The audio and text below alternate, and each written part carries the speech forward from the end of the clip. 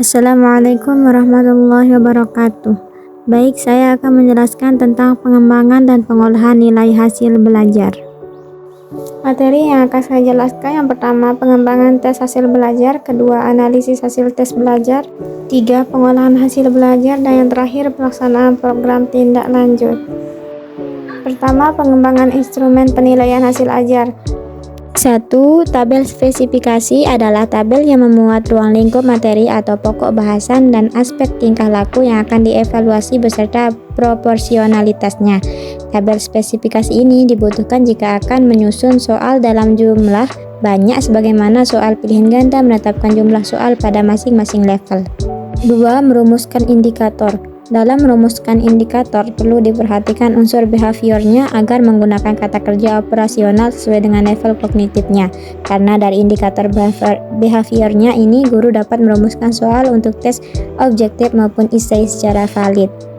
3. Merumuskan soal. Tingkat kesukaran soal adalah analisis tentang sejauh mana soal itu dijawab benar atau dijawab salah oleh peserta tes, sehingga dapat diketahui mana soal yang termasuk dalam kategori mudah, sedang, atau sulit. Analisis hasil tes belajar yang pertama, analisis tingkat kesukaran adalah analisis tentang sejauh mana soal itu dijawab benar atau dijawab salah oleh peserta tes sehingga dapat diketahui mana soal yang termasuk dalam kategori mudah, sedang, atau sulit. Kedua, analisis daya pembeda soal.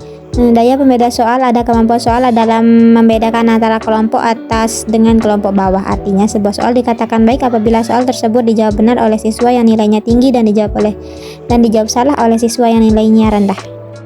Sebaliknya, soal dikatakan buruk apabila soal tersebut dijawab benar oleh siswa yang nilainya rendah dan dijawab salah oleh siswa yang nilainya tinggi. 3. Analisis pola jawaban soal. Analisis pola jawaban soal ini adalah analisis terhadap distribusi jawaban peserta tes terhadap soal pilihan ganda. Dengan menganalisis pola jawaban soal, maka akan diketahui efektivitas option kunci dan option pengecoh, sehingga dapat digunakan atau dibuang option tersebut. 4. Analisis validitas tes. Sebuah tes dikatakan memiliki validitas bandingan apabila hasil tes tersebut menunjukkan adanya hubungan yang searah antara hasil tes yang pertama dengan hasil tes yang berikutnya. Misalnya, hasil tes sumatif sejajar dengan rata-rata hasil tes formatif. Pengolahan hasil belajar. Alat evaluasi tes digunakan untuk menilai kompetensi siswa pada aspek kognitif dan sebagian untuk psikomotorik. Untuk aspek kognitif, tes dibedakan antara tes objektif dengan tes subjektif.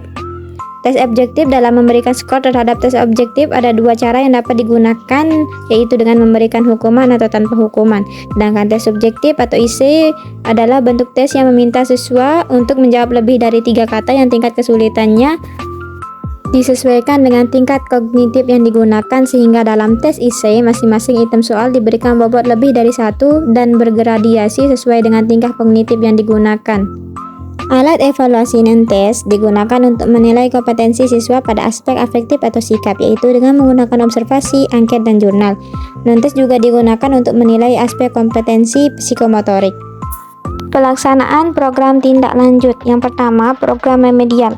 Pembelajaran remedial merupakan kelanjutan dari pembelajaran biasa atau reguler di kelas, dan peserta didik yang masuk dalam kelompok ini adalah peserta didik yang belum tuntas belajar karena teridentifikasi mengalami kesulitan belajar. Kesulitan belajar yang dialami peserta didik berbeda tingkatannya, ada tingkat tinggi, sedang, dan rendah. Tujuan pembelajaran remedial adalah membantu mengatasi kesulitan belajar peserta didik melalui perlakuan pengajaran. Kedua, program pengayaan. Program pengayaan adalah pembelajaran yang diberikan kepada peserta didik yang telah mencapai atau melampaui KKM. Langkah-langkah memberikan treatment pembelajaran pengayaan adalah sebagai berikut. Yang pertama, belajar kelompok. Kedua, belajar mandiri. Ketiga, pembelajaran berbasis tema. Dan terakhir, pemadatan kurikulum.